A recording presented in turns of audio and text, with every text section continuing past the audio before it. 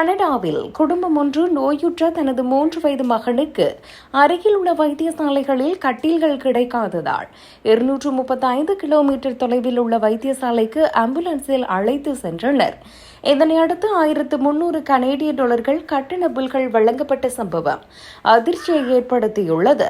Saskatchewan மாகாணத்தில் உள்ள bigger பகுதியைச் சேர்ந்த குடும்பம் ஒன்றுக்கு இந்த அதிர்ச்சி காத்திருந்துள்ளது.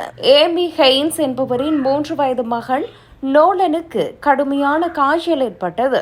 உடனடியாக அவசர சிகிச்சை பெற வேண்டும் என உள்ளூர் மருத்துவமனை அறிவுறுத்தியதை அடுத்து ஆம்புலன்ஸ் அழைக்கப்பட்டது. ஏமி ஹெய்ன்ஸ் என்பவரின் 3 வயது மகன் நோலனுக்கு கடுமையான காய்ச்சல் ஏற்பட்டது.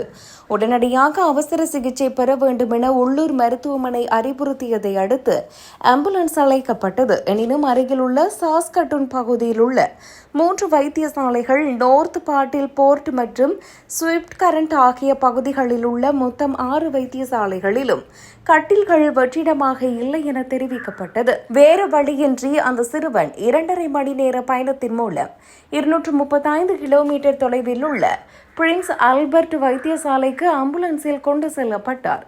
அங்கு அவருக்கு நிமோனியா காய்ச்சல் இருப்பது கண்டறியப்பட்டு சிகிச்சை அளிக்கப்பட்ட பின்னர் குடும்பத்தினர் வீடு திரும்பினர். இந்நிலையில் குறித்த ஒரு வழி ஆம்புலன்ஸ் பயணத்துக்காக 1300 கனேடிய டாலர் கட்டண பில் அக்குடும்பத்திற்கு அனுப்பி வைக்கப்பட்டுள்ளது.